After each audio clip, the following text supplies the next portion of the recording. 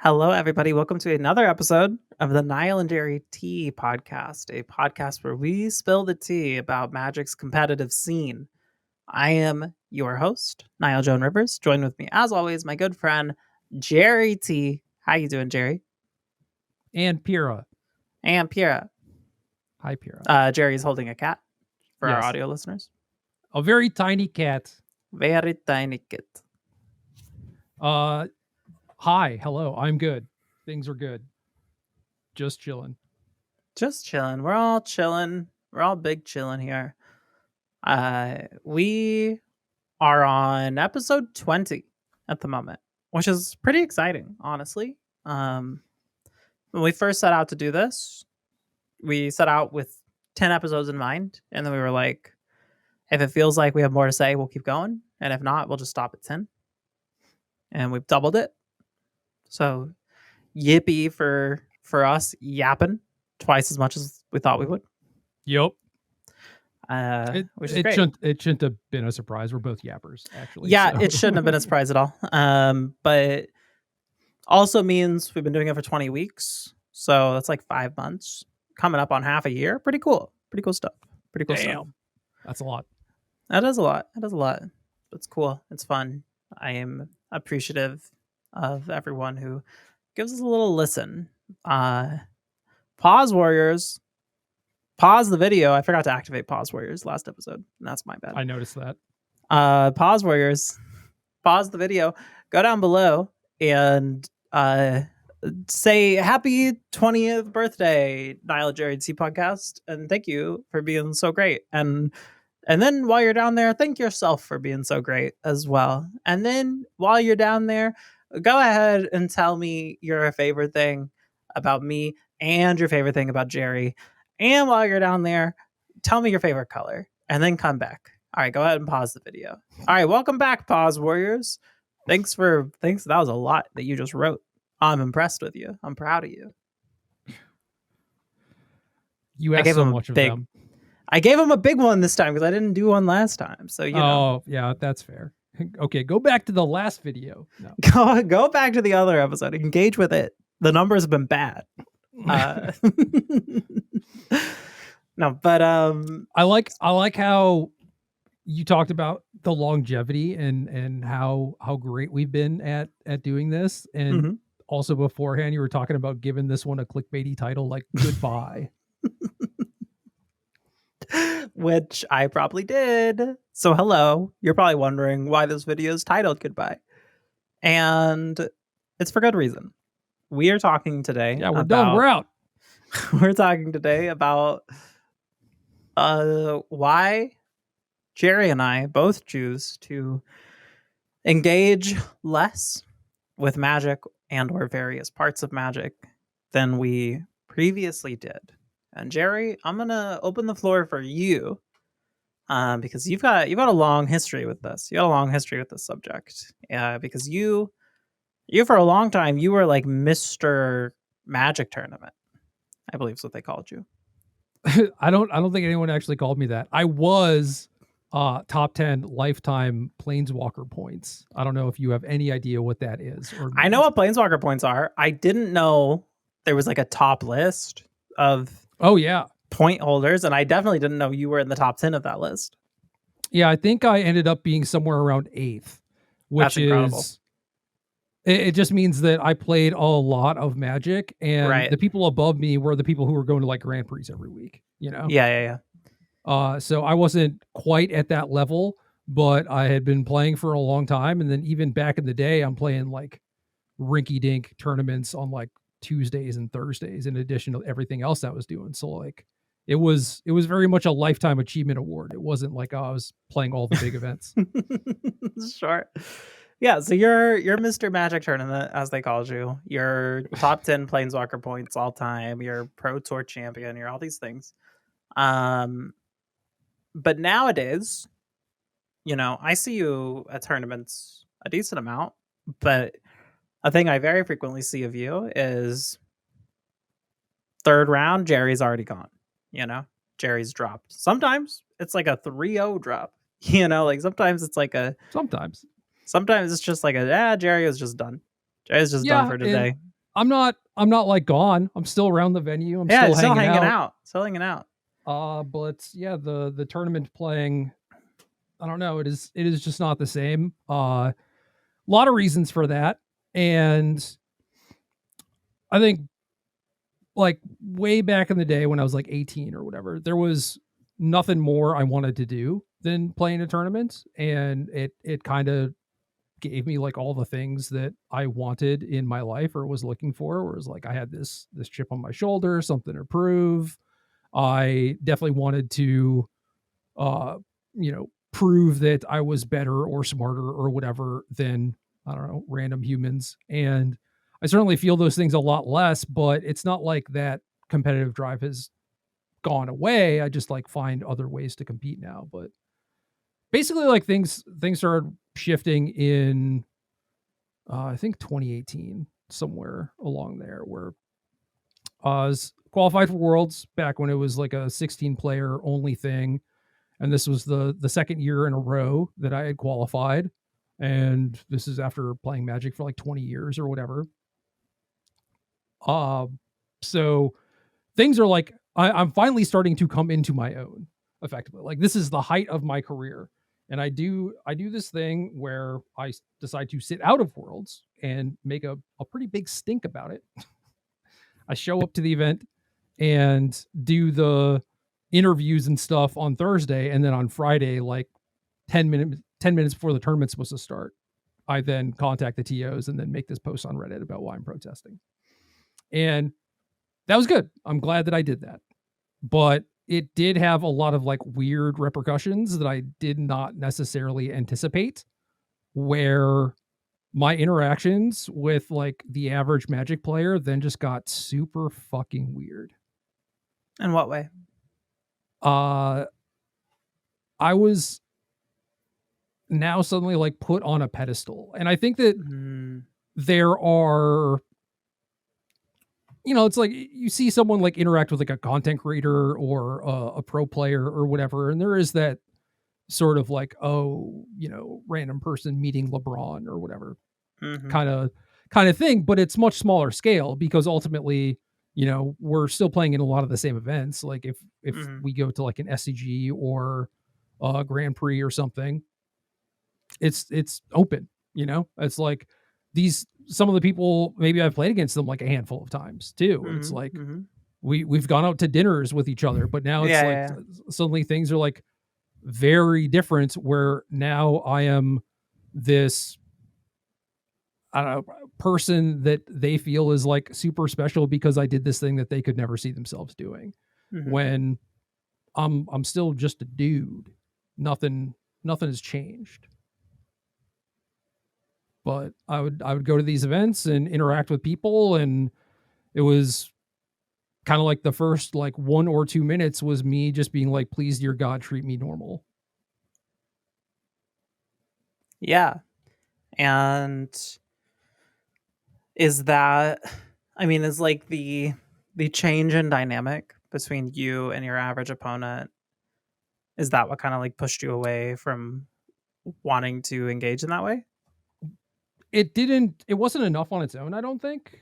But it was definitely enough that it made me pretty uncomfortable, but it was still just like, well, I want to be here. I want to be doing this thing. And I will just sit through this and have it be as awkward as it is, because it's still not necessarily like my worst experience ever, playing Magic or anything. It's like, okay, I can deal with this. And I hoped that it would get better with time, and it did. And now there are like, it's been enough time and Magic has gotten enough new people where it's like I play against people who have never heard of me, and I love that.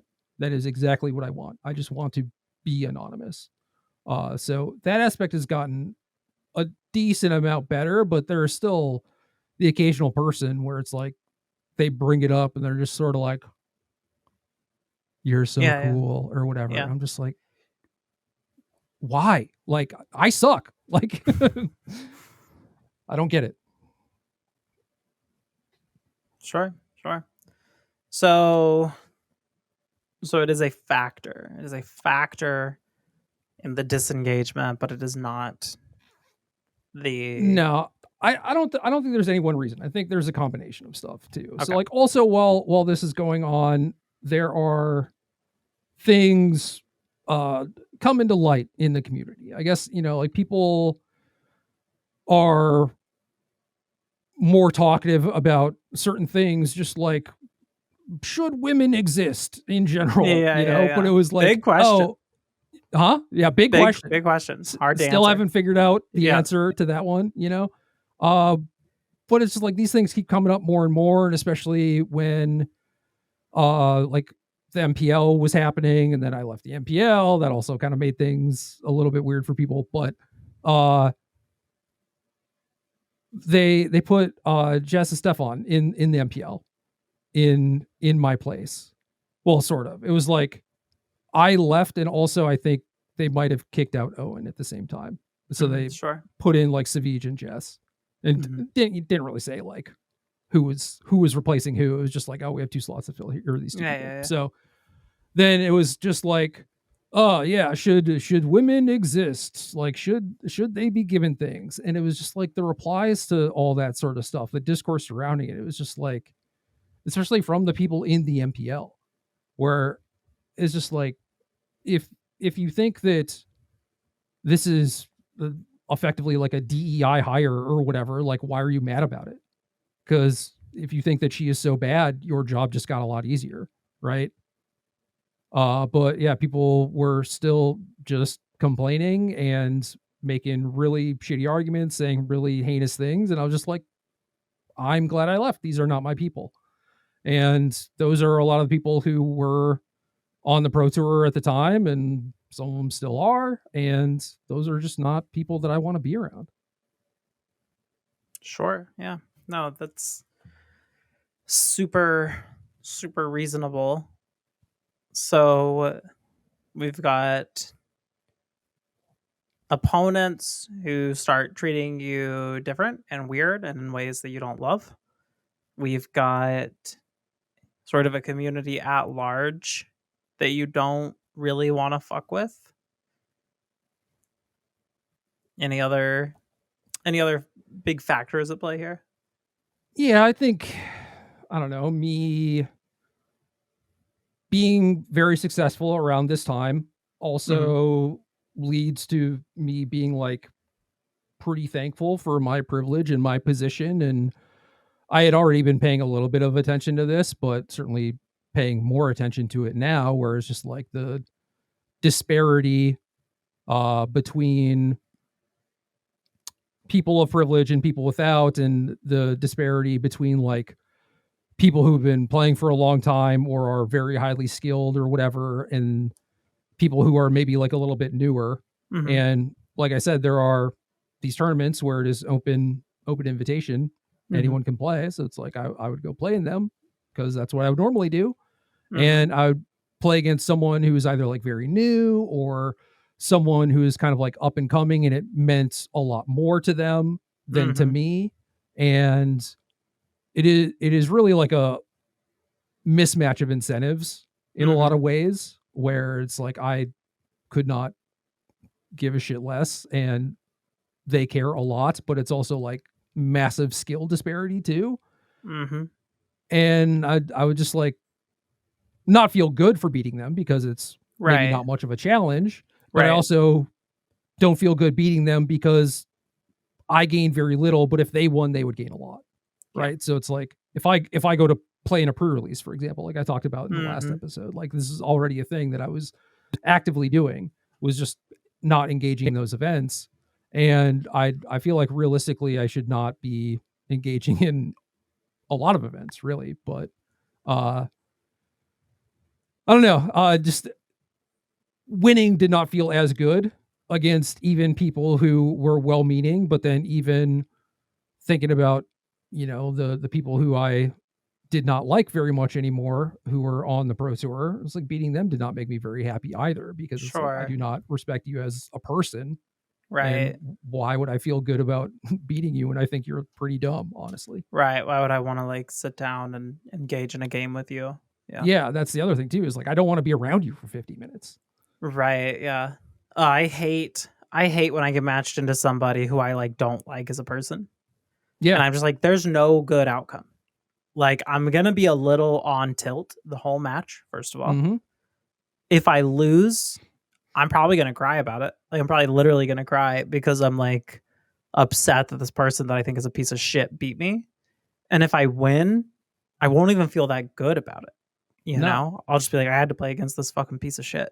You know? Yeah, like it's not worth it. It sucks. It sucks. So I sympathize with that. It is obviously harder for me to sympathize with like, you know, struggling to like just being that much more skilled than people. But I think I can if I kind of reframe it in my mind of you know, like how I feel when I play against a very new player. And when I play against a very new player, like because I'm so engaged with new players and, you know, all this shit, I know how to code switch and play in a way that makes it fun for them. But that's because both of us, we have aligned incentives, which is our incentive in that game is make it fun. And what they don't know, but I know, is that we have an even further aligned incentive, which my incentive in that game is make it fun for you. You know, like specifically, like my goal is not, I want to have fun playing Magic, because I know if I make it to where you have fun, that is going to make me have fun. You know, like that is, we are so much more aligned in our goals in that game than that person even realizes. But if I imagine that player, and I imagine for some fucking reason that player has qualified for the RC somehow, and I queue into them at the RC, I immediately, like, I can feel the anxiety in my chest presently, like thinking about it, because it becomes this impossible situation where it's a lot like playing against the piece of shit. But now I feel like the piece of shit, where I'm like, okay, so I body you, and that feels bad, or I fucking walk away. I just fucking scoop to you. I don't know. You know, like I let you beat me. Maybe you just do beat me. Maybe you just like draw like crazy and I draw like shit. You know, like I don't know, whatever. But like it just all feels bad. Like it's hard for me to imagine a scenario where I'm not like, that felt bad at the end of it. Yeah. I don't know. I already have a bunch of like social anxiety in general. Mm-hmm. And I don't know if this is partly because like Magic became more uncomfortable for me because of like all of these things, or just like other factors, I suppose. But like my anxiety has gotten much, much worse over the last few years. And that leads to me only being able to like take so much of it, and I will play until it's not fun anymore, or I feel like it is close to not being fun anymore, close to the point where I'm just like, this is too uncomfortable. I have to get the hell out of here, you know? And in terms of like, oh, do I want to like qualify for the Pro Tour or whatever? Not anymore.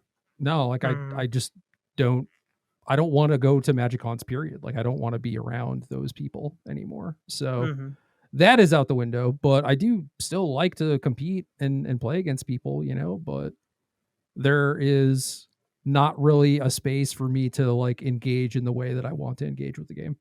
So I just do it in small doses. Yeah, that is a bummer.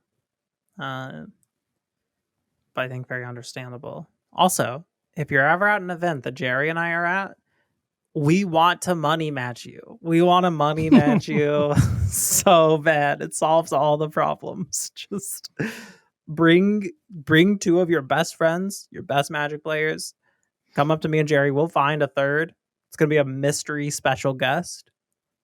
And we'll have a great time. Maybe. We'll see.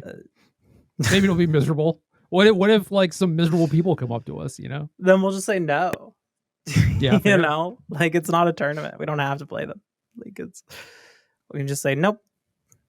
No, thank you. Bye. So if you come up to us and we say we don't want to play, it means we hate you. It can't possibly mean we're busy. Just keep this in mind. Keep this in mind. True. For the future. Yep. It can only mean one thing. Can only mean one thing, and it's that we are mad at you. We're mad at you specifically. You should think about what you've done. And you know what you did. You know what you did. Think about it. But yeah, I mean that is a bummer. Like, for real. Like, it sucks that like there's not really a place for you to engage with this thing that used to like mean so much and take up so much of your time and mental energy, and there's not really a space for it anymore. Yep.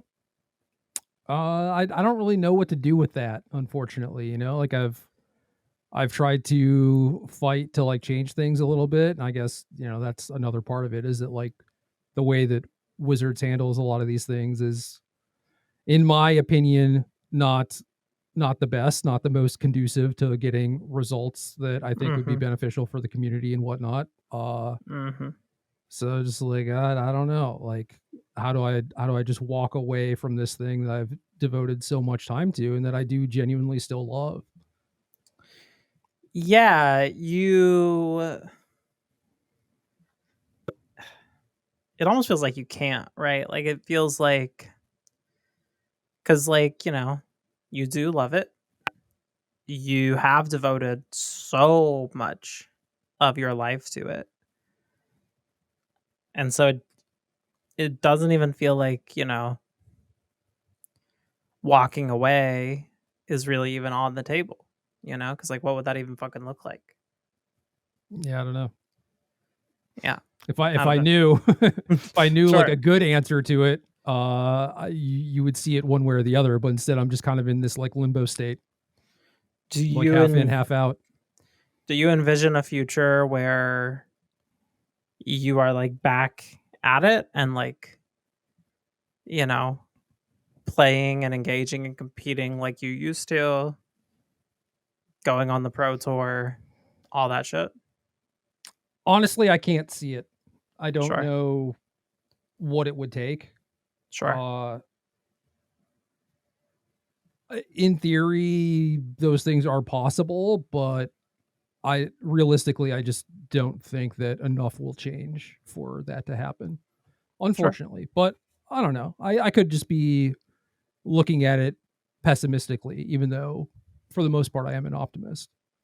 Do you feel like this level of engagement that you have right now, do you feel like it like sustains or fulfills you? Not fully, not by itself, but I have found other ways to get that sort of fulfillment. So like I feel good now, you know? It's just I dabble in a lot of other things at this point to get a lot of the same stuff that I would just get from Magic. And I guess in a ideal world, maybe it would just be like this one thing that I engaged in. But also it means that I found a lot of other things that I do actively just enjoy, but like they're not as deep as Magic. I can't get 100% of the stuff that I want from them either. So it looks like I'm in a lot of different places, and that's kind of what I have to be for right now. Sure. Well, I mean, as long as it like works and you feel like you're getting what you need, even if it is across like 6 different things instead of one thing. Yeah. It's been working. That's good. Well, Gerry, you're not the only one with a changed level of engagement over time.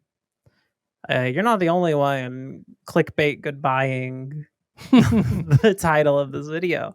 This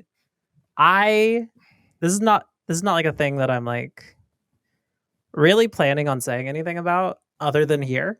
And this feels like so intimate. You know, like it feels like me and like a few hundred of my closest friends. So I know they'll all be chill about it. But I am pretty like, I mean, obviously like what I am doing literally right now aside, I'm pretty settled on the idea that like I'm fucking done with content creation. And a lot of things led me to this moment. The most recent thing I'm not really going to talk about, which I know is very annoying as a listener, but sorry, mommy gets to keep some things to herself. But I will tell you, here's a situation that is unfortunately all too common where someone said some fucked up transphobic stuff to slash about me, around me, like in my presence, in a space where I should and do feel safe and comfortable and at ease. And again, this is an all too familiar feeling. And it's one that happens a lot. And this one, like most of them, happened because of my being a content creator in this space. Like it is so common that like some other content creator, some whoever, some event that's for content, some person online, whatever, all this shit happens all the time. And it happens a lot to queer people, to trans people who aren't content creators. And it happens a lot when you are like making yourself so publicly visible and you're being like so, loud and you are like taking up so much space. And every time it happens, including this time, every time it happens, anything like this, the WotC thing that we talked about where they like pulled the ad and it made me feel fucked up. Anytime any of these happen, I have this moment of like feeling so beaten down by it and just being like, is this the one that's going to make me stop doing this shit? Is this the one that's going to make me just stop putting my presence out there and stop being so visible and so loud and all this stuff? And every time I end up continuing, mostly out of spite, I think, mostly out of just like, fuck you, you don't get to keep me down. But this time felt different. And I think a big part of why this time felt different was because it wasn't a space where I felt so safe and comfortable. And it was just such a like, I don't know, it really like sucker punched me a little bit. And I think it was a combination of that and also just that it's like, congratulations, you're our 100th customer of like fucked up thing to happen to me in the space. Where with this one, I was just like, is this it? Is this the one? And then instead of continue out of spite, I just decided, yeah, it is the one. Fuck this shit.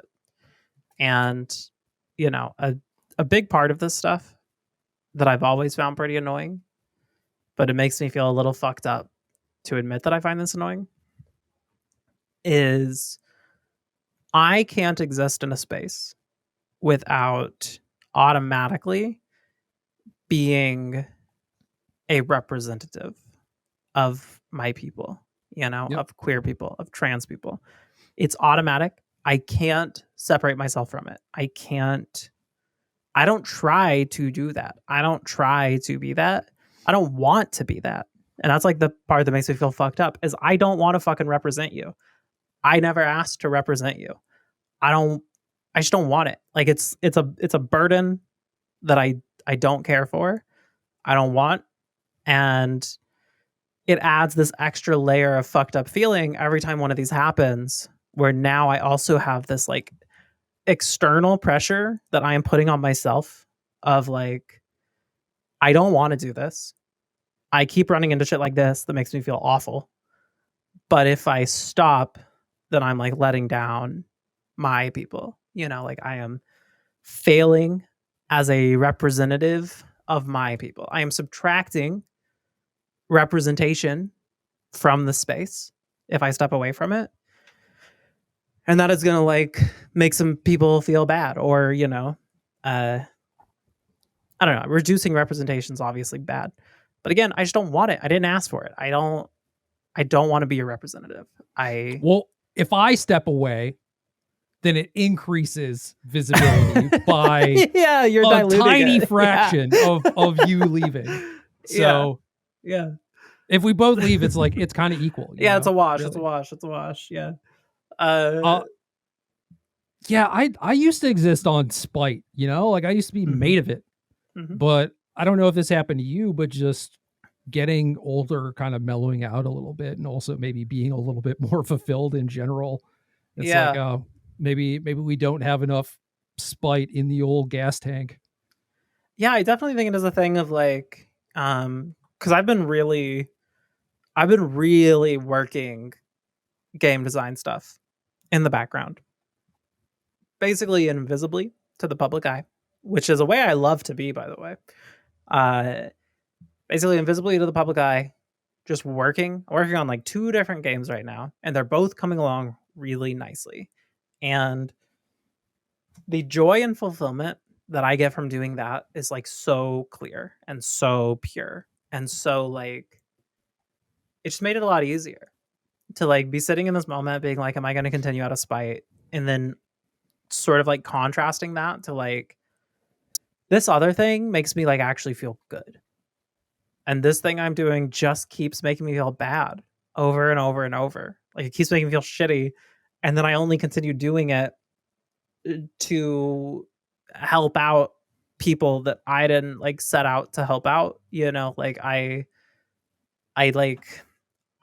very like proud to have been a representative, to like have been anything for any trans person. I don't want this to come across as like I'm not proud of my identity or whatever. I'm just tired. I'm just fucking tired of it. Like I'm tired of carrying that weight. I'm just not going to do it anymore.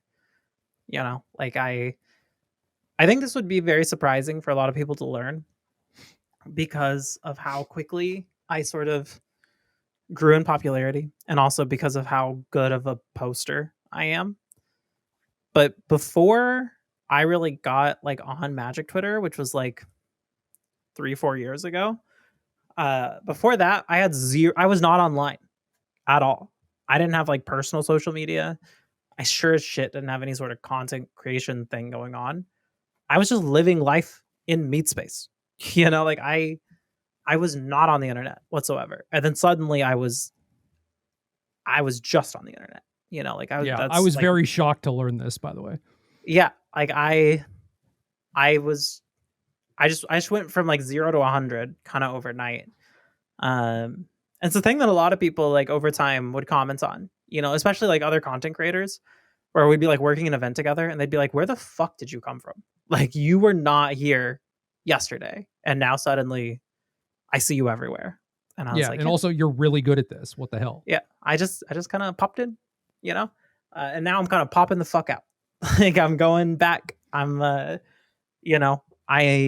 off socials.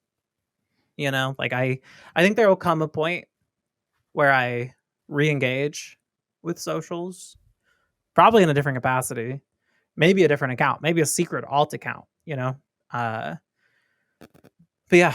So I mean, you've probably already deduced some of this because I haven't been posting, hey, there's a new tea time or anything else. But yeah, stepping away from basically every single piece of content creation that isn't exactly this podcast. And honestly, happy to do so. Honestly, like a wave of relief sort of washed over me as I like accepted this decision. And I reflected a lot on like when I was first starting in content, I would see posts of people who were like successful content creators of varying degrees. And I would see them being like, I'm fucking done. I am quitting. I'm retiring. I'm whatever. I'm done. And I remember at the time being like, that's crazy. It's kind of like to be able to do this in a way that it sustains you is like, you have to be privileged. You have to get lucky. You kind of have to like hit the jackpot on the lottery. It's not easy. It's like a fuck ton of work and you have to get really lucky. There's so much. So I couldn't imagine like how someone could hit that lottery and then be like, send it back. You know, I don't actually Yeah, want this. because it's also just not all it's cracked up to be, you know? Yeah, it can be really fucking brutal. It can So be. many people are eager for the chance to work for free, you know, and Mhm, just, oh yeah, please, dear God, like give me a preview card and mhm. I'll post it and do all this promotion for you for free because I want the clout and I want to be cool. And it's just like, to what end? What for? And I Yeah, think it sucks. that's the end game that they want, is to be in that position where it's like, oh, maybe I'm getting paid in booster packs, or maybe I'm just getting paid like actual money. And then you realize that like all the shit that you get in the meantime is, oh yeah, it's maybe not worth it. Yeah, it's just like a lot, you know? And I just don't want to do it. Like that's really the crux of it. Like I don't want you to hear this and think that it is like a, oh, she's beaten, she's bruised, you know, she's wounded right now. Uh this is this is like absolute clarity for me. You know, this is like, I to me this should be more of like a celebration than like a, oh no, you know, like this is like a, oh good, you figured out what you like and want, and Yeah. you're pursuing that instead of like this other shit, you know? Yeah, this is a form of self-care more than anything. You know, this Oh, is 100%. just learning about the things that you do actively want to engage in and why, and is this beneficial for you. And I think that both of us in our own ways have just been like, nah, we should do this less, you know. And I think for me, people are very confused by the way that I interact with things, like magic specifically, but also I think a lot of other things. But they're just like, why would you do this? And it's just like, it just makes sense to me. Like this is what is giving me the most without taking the least, and I don't expect anyone to understand that or anything, but I think that folks should be able to understand that other people want to engage in things in a different way, you know. Yeah, I think people are so, and this is, I think, is like a byproduct of like, we live in a capitalist hellscape kind of thing. But Mhm. people are so like EV pilled and so like maximizing value and profits pilled that like they see you 3-0 drop a tournament and they're like, Jerry could have Jerry could have won this whole thing. You know, that could have, maybe it's like a 10K, you know, that could have been thousands of dollars in Jerry's pocket. Like, doesn't he want thousands of dollars? And it's like, maybe, but maybe he also doesn't want to spend the next fucking like 2 days of his life doing this thing when he's like hit his limit of it, you Yeah, know? Like maybe he doesn't want to torture himself for. that's exactly it. There's plenty of dog shit that I could get up to make money, you Yeah. know? Yeah. But there are plenty of things that I'm just not willing to do. And Yeah. the same time, yeah, 2 days when I'm already tapped out, I'm already miserable and could have fun doing literally anything else. It's like that matters more to me than any amount of money that you give me. So what the hell are we even talking about here? Yeah, and like I don't know, like I'm certainly like leaving a lot of money on the table by like backing off of this stuff.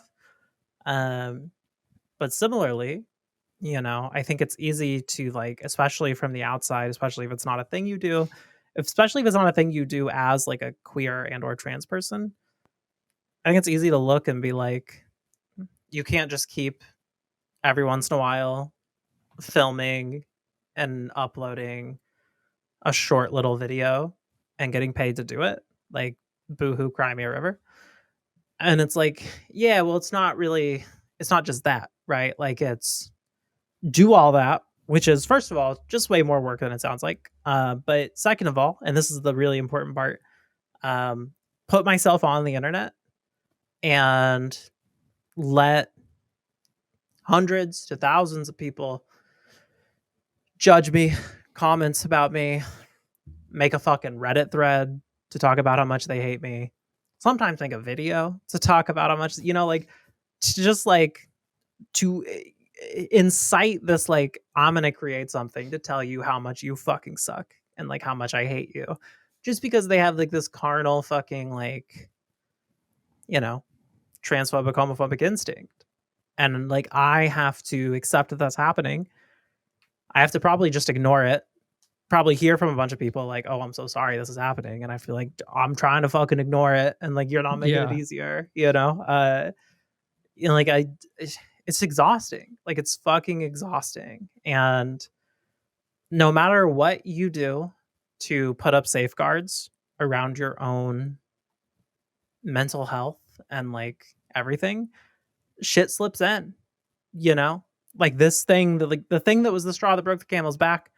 Again, it was a small thing, like it, relative to the shit that has happened to me and been said to me or about me, this was a tiny thing. But it was like, it perfectly slipped through the cracks. It was just perfectly timed. It was perfectly positioned to just fucking break me, to just fucking like be the thing that I was like, okay, that's enough, like I already operate with so many safeguards on and so many bumpers, and like I very actively do and don't do a bunch of things to protect myself in the space. And there's not enough you could do. There's not enough you can do to ever fully be protected. And so then it just becomes a war of attrition. And I don't have the endurance to match the amount of fucking hate that's out there. And how could I? No one does. How could I? There's so much more of them than there are of me. Yeah. I mean, another thing that adds to this that maybe you haven't thought about, because I certainly did not think about it initially, is just the ramifications of it being online forever. Yeah. Oh, yeah. Yeah, it is.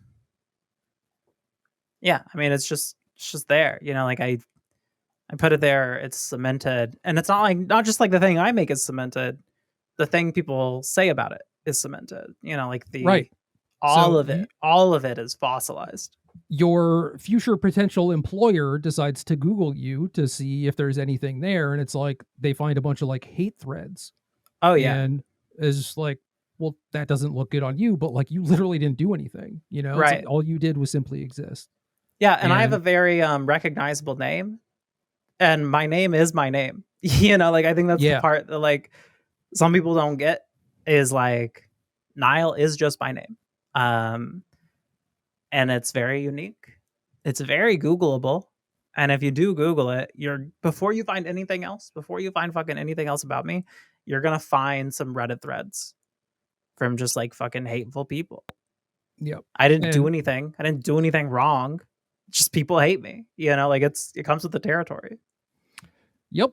And obviously different situation for me, like you will find some hate threads, but it is sometimes for shit that I actually did. So, it's way different. Yeah. But my name is also like kind of unique in the way that it is spelled or whatever. Yeah. You Google my first and last, it's like at least 3 pages of me before the next Jerry Thompson comes up. Right. And I can't do anything about that. Yeah. Like there. that is You're just there for forever. If I ever wanted to not have people know about this stuff for whatever reason, no, you can't. Just be a little bit more anonymous, a little bit more under the radar, I cannot. You cannot. You'd have to like fucking change your name, go to witness protection type shit. Like yeah. It's just there. It's just out there, and it's exhausting. And honestly, if anything, I think the duration that I did endure all this bullshit is commendable. I think it's like low-key amazing that I survived so many of these hits, and that I just kept going. And I just kept like, I think I've shown incredible resilience. Agreed. And to be clear, like we're sort of going through similar things, except mine is like people are being just kind of normal, like they're acting in ways that is not super surprising, and it's not anything that is like a slight against me or anything.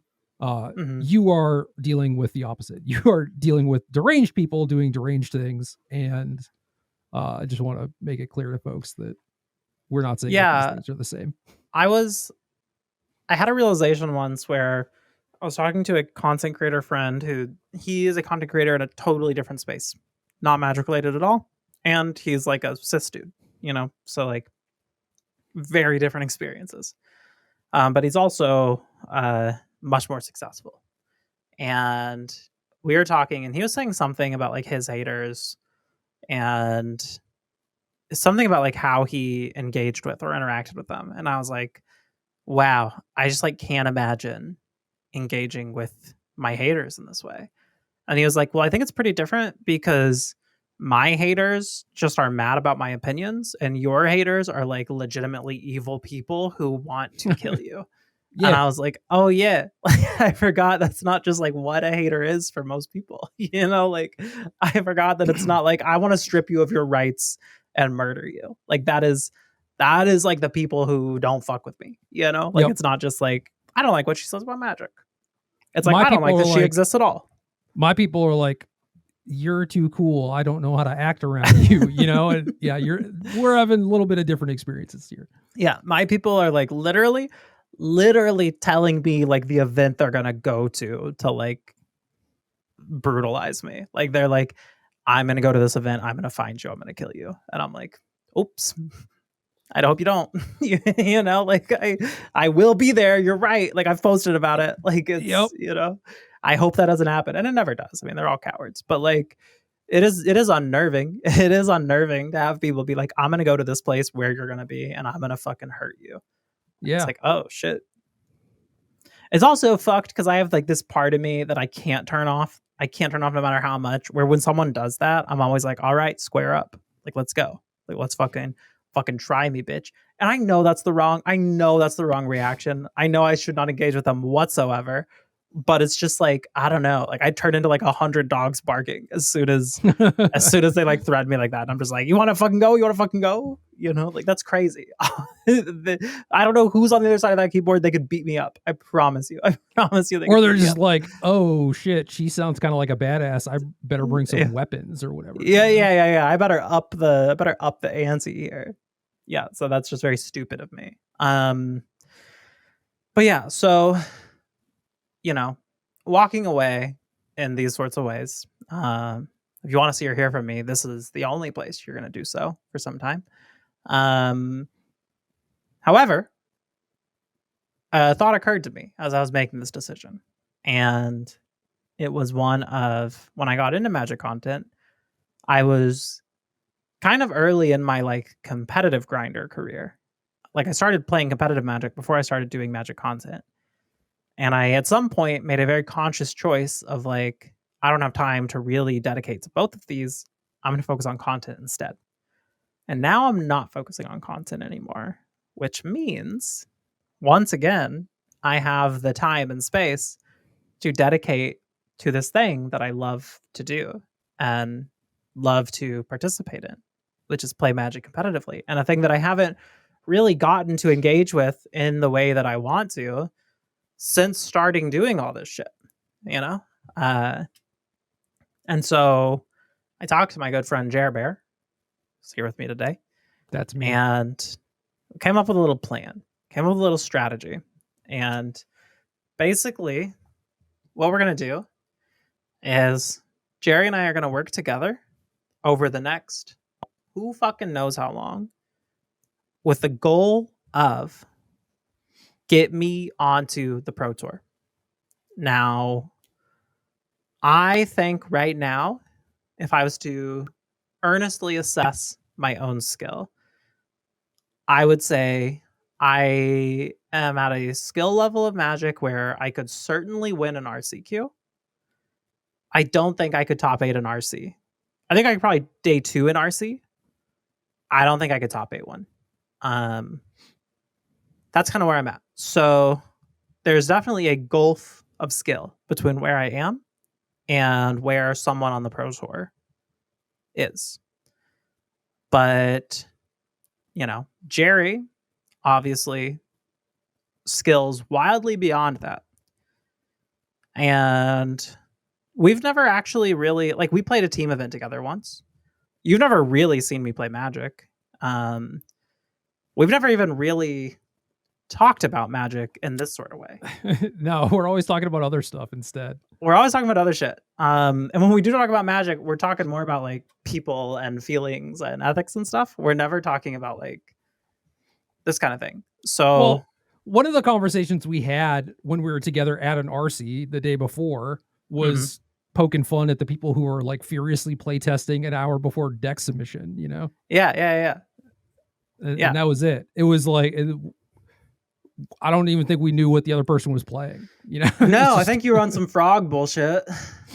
Well, I had Goryo's, but I did have frog in my deck. Oh, sure.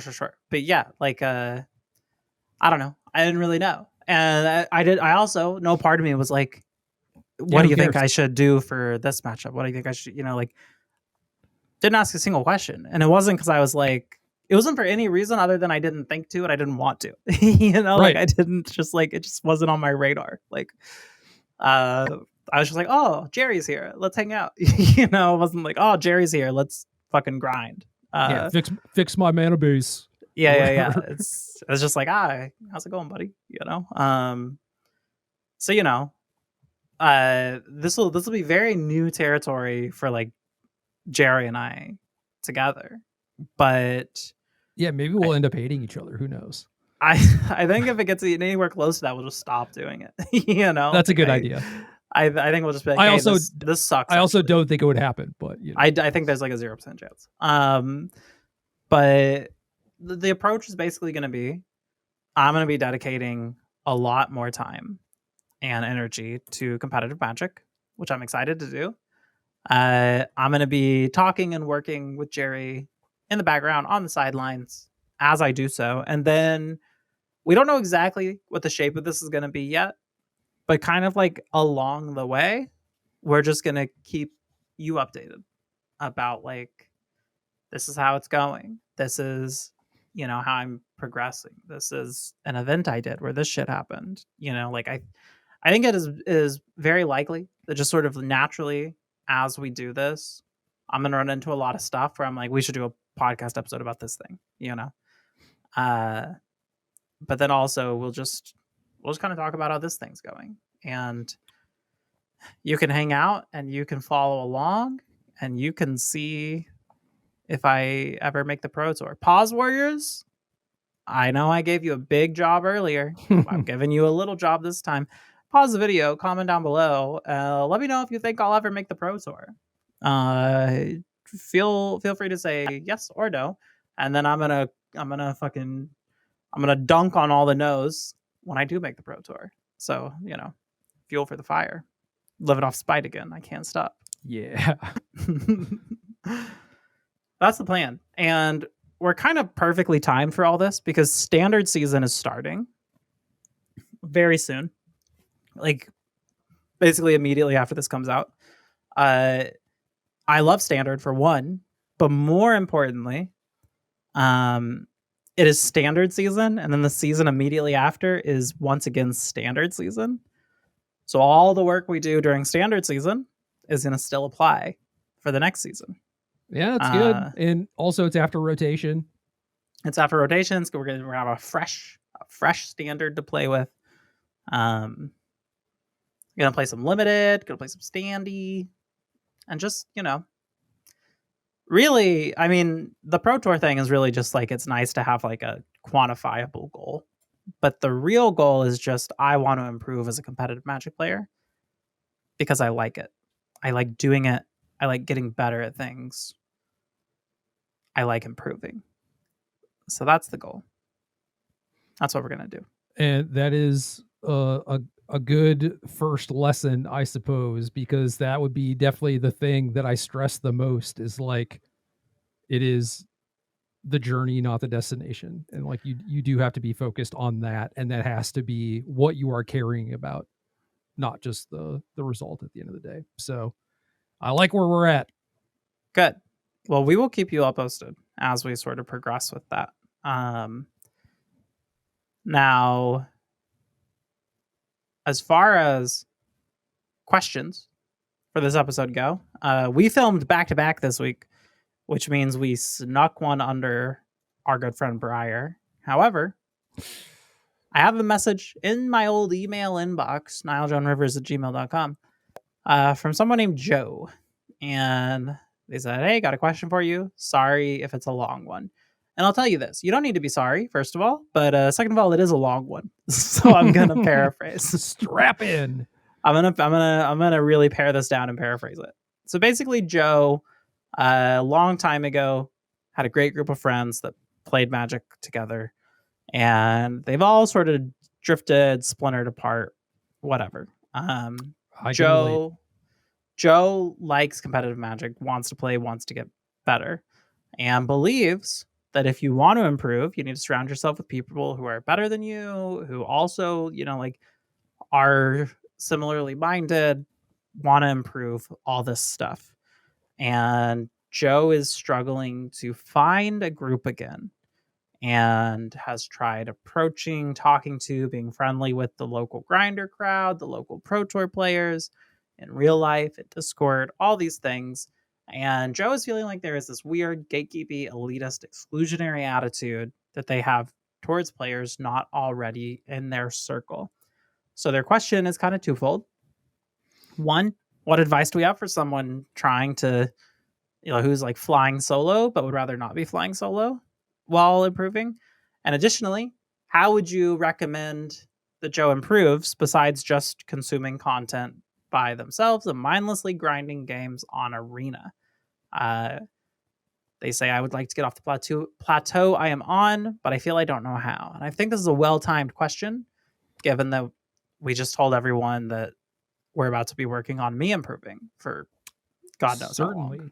how long. So first of all, Joe is correct in the assessment of it being kind of gatekeepy, unfortunately. But I think that's good because it's also somewhat self-selecting, where it's like, hey, you probably don't want to be friends with / working with those people anyway. Mm-hmm. So they did you a favor. I would say look online, do the best you can that way. And even doesn't even have to be in like, team Discords or whatever. Like, I don't know. People keep talking about all these different Discords they're in. I'm not in a lot of these Discords, but it's like, I play this deck in Modern or whatever. And so I'm in the Yawgmoth Discord or whatever. I'm not in the Yawg Discord. Presumably you could find some like-minded people in spaces like that, if it's like already a space that you're in.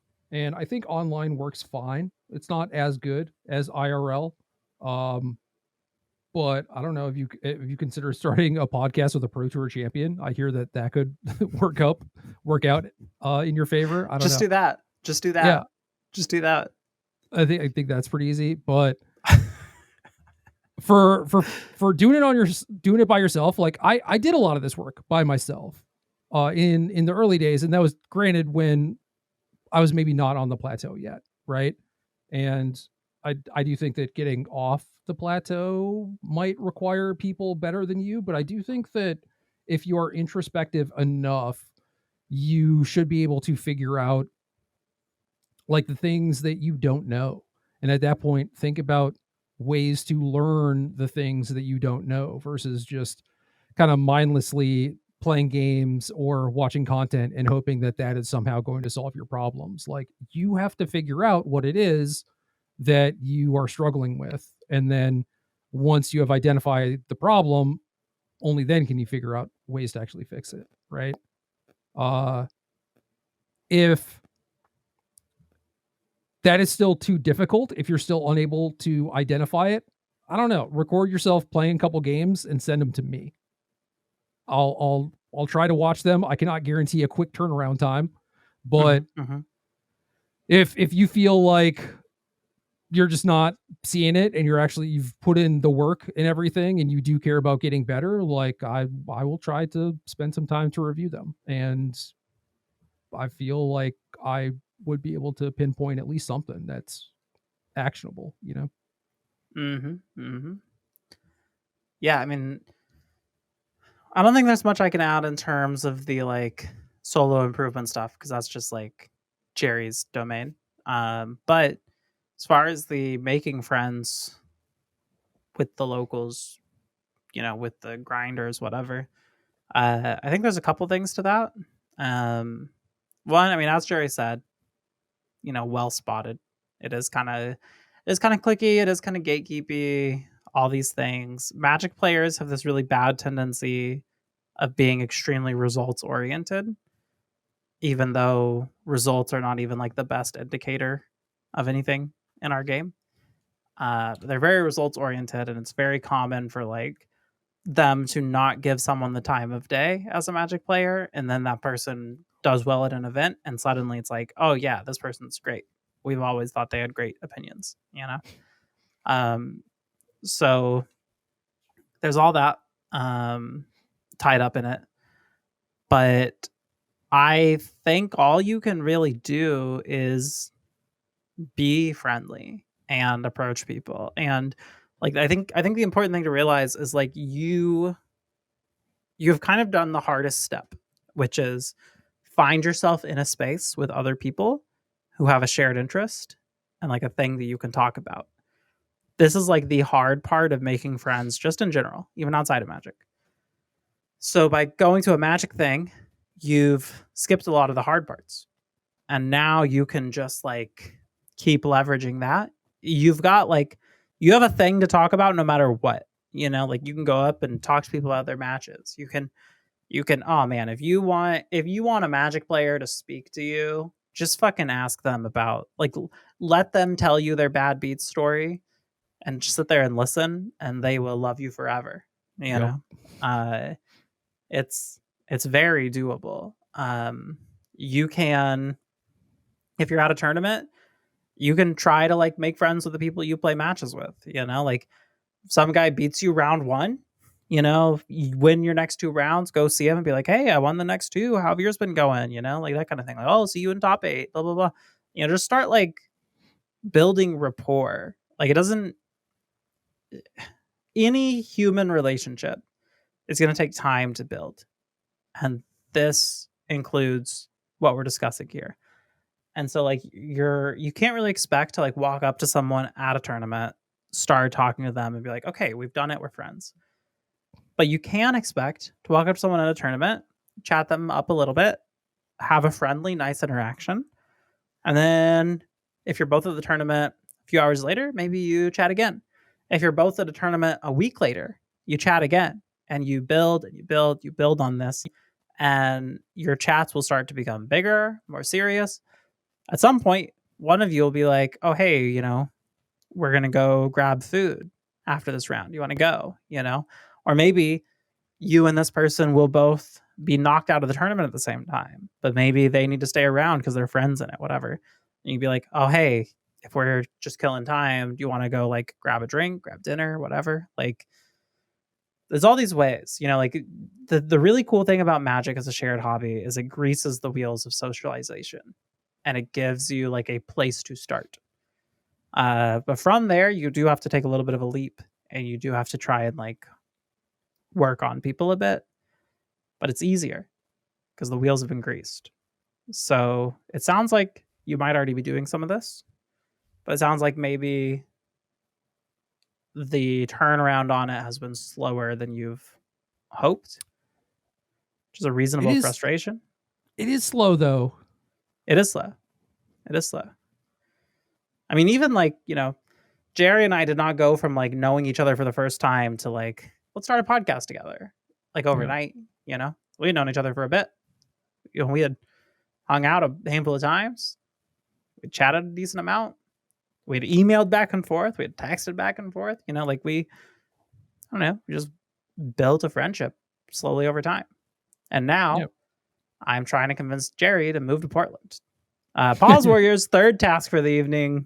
Go down below. Tell Jerry to move to Portland. Welcome back, Pause Warriors. Yeah. So, just know that it takes time. And I'll skip the comments on this one. and give yourself some grace and some patience to let that time be taken. Yeah. In the meantime, do it yourself as much as you can, at least. And Maybe if you can, consider switching over to Magic Online instead of Arena also. Yeah, that's a good one, because you can also like talk to your opponents there, and you can potentially make connections through that. You know, You like, can. I would not necessarily advise that under most circumstances, unless your opponent starts and they seem friendly, but pretty unlikely. Basically, I like it because the competition is a lot Mhm. better, and that is a way to surround yourself with people who are better than you, whereas I rarely feel that way on Arena unless I know my opponent. Yep. And you also have the ability to replay your games, assuming that that function is not currently broken, which sometimes it is. Cool. Well, there you go. There you go, Joe. Thanks for the question. We appreciate it. If you have a question you'd like Jerry and I to answer, please feel free to send it in, nilejoanrivers@gmail.com. This is normally where I would say, or reach out to us on Blue Sky or whatever, but don't do that because I'm not there anymore. Email me, comment on this video, whatever you want to do. That's it. Have a great night. See you later. LOL, lots of love. Bye-bye.